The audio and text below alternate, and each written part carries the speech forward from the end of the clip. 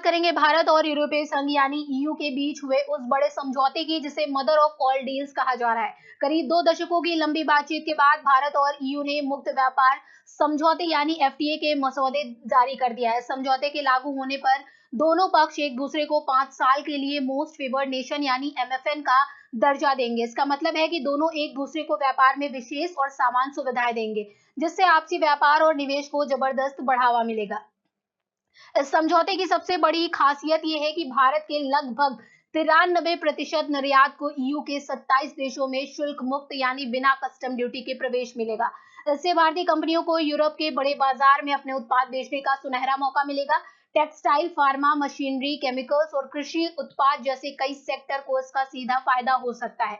इससे भारतीय निर्यातकों की प्रतिस्पर्धा क्षमता बढ़ेगी और देश की अर्थव्यवस्था को मजबूती मिलेगी। दूसरी तरफ यूरोपीय संघ की लग्जरी कारों और वाइन पर भारत में आयात शुल्क कम किया जाएगा। अभी यूरोपीय कारों पर आयात शुल्क लगभग 110% तक है, जिसे घटाकर करीब 40% तक लाया जा सकता है। सूत्रों के मुताबिक 16 लाख रुपए से ज्यादा कीमत वाली चुनिंदा कारों पर तुरंत शुल्क कटौती की जाएगी और धीरे धीरे ये दर 10% तक भी आ सकती है। इसका मतलब है कि आने वाले समय में भारत में यूरोपीय लग्जरी कारें सस्ती हो सकती हैं। साथ ही यूरोपीय वाइन की कीमतों में भी कमी देखने को मिल सकती है, जिससे भारतीय ग्राहकों के लिए ये अधिक सुलभ हो जाएगी। इस समझौते के पीछे हाल ही में हुई उच्च स्तरीय बैठकों की बड़ी भूमिका रही है।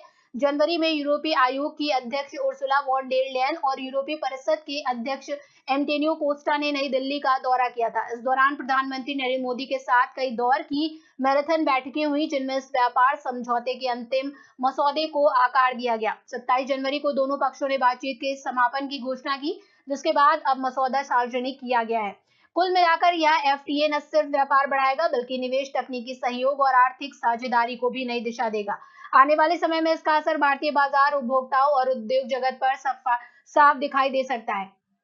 तो आइए देखते हैं पीएम मोदी का video.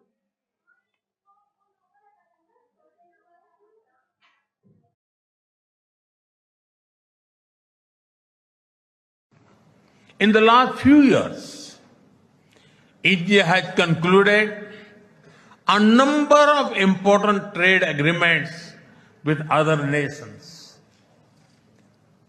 To your west, the European Union and the UK. To your east, the UAE and Oman. Our bilateral goods trade has grown significantly in recent years.